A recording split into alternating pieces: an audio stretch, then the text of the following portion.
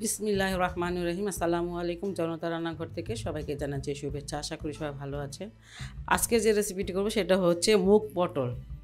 পটলগুলো এখানে আধা কেজি পটল নিয়েছি। পটলগুলো এইভাবে একদিকে একটু কেটেছি আর কাটি নেই, আরেকদিকে স্কিনটা আছে, আর এটা এইভাবে ফেলে নিতে হবে।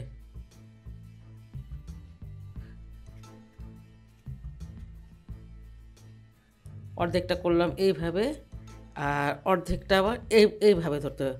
প্রথমে এইভাবে ধরতে হবে, তারপর এটা এইভাবে ধরতে হবে। বাস, এইভাবে কেটে নিয়েছি। লবণ দিয়ে দিচ্ছি।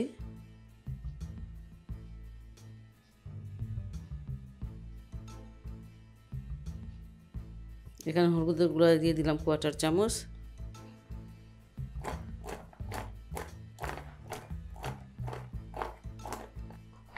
লবণ এবং হলুদটা মাখিয়ে নিলাম।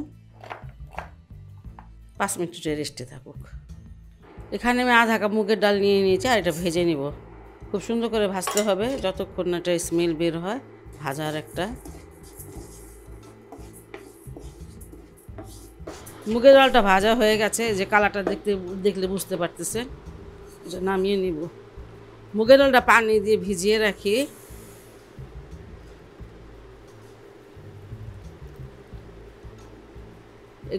এই গরম মুগের ডাল তো, পানিটা দিয়েছি, এটাতে কিছুটা নরম হয়ে যাবে। এখানে 2 চামচ মতন তেল দিয়ে দিলাম। পটলগুলো খুব ভালো করে ভেজে নিতে হবে।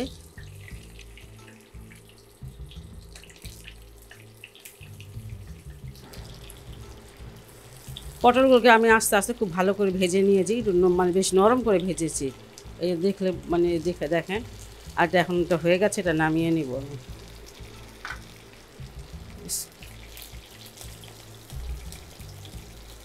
ওই তেলে আর একটু তেল দিলাম, দিয়ে এখন রান্নায় চলে আসলাম। অল্প একটু জিরা ফোড়ন দিয়ে দিলাম,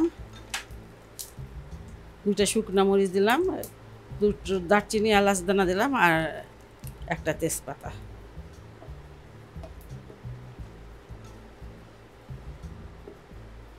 আধা কাপ পেঁয়াজ দিয়ে দিলাম। এখানে 1 ইঞ্চি আদা গ্রেট করছি, সেটা দিলাম। গ্রেট করেছি বলে এটা খুব মিহি করে কেটে নিয়েছি আমি।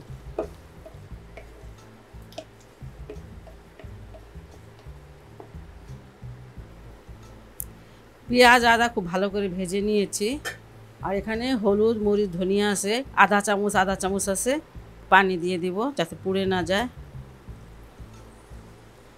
রসুনের পেস্টটা দিব না, কারণ আদা কুচিটার ফ্লেভার অনেক ভালো। ভালো করে মশলাটা কষিয়ে নেব। স্বাদ মতন লবণ দিয়ে দিচ্ছি।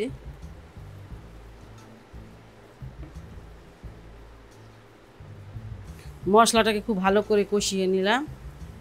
এবার ডাল দিয়ে দিব।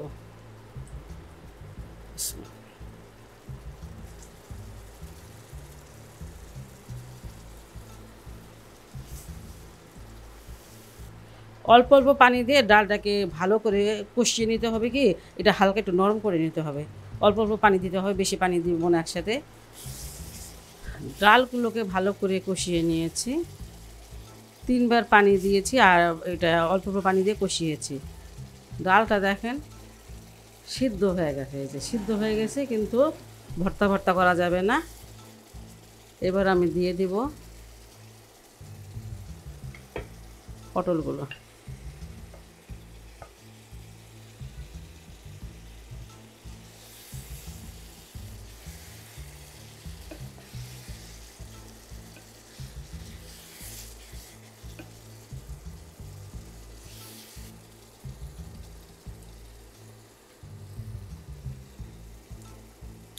চারটা কাঁচামরিচ দিয়ে দিব।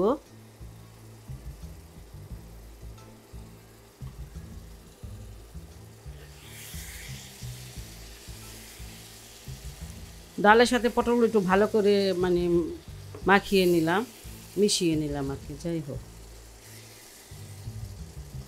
আঁচটা এই মুহূর্তে কমিয়ে দিব। আর দিয়ে দিব দুধ। আধা কাপের মতন দুধ আছে, সেটা দিয়ে দিলাম, মানে ছোট একটা গ্লাসে।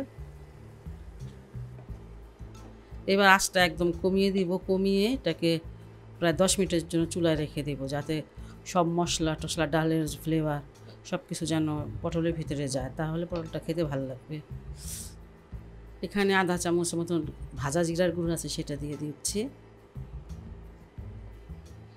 আর একটু বেরেস্তা দিয়ে দিব। এটা ঢেকে একদম কম আছে 10 মিনিট রেখে দেব।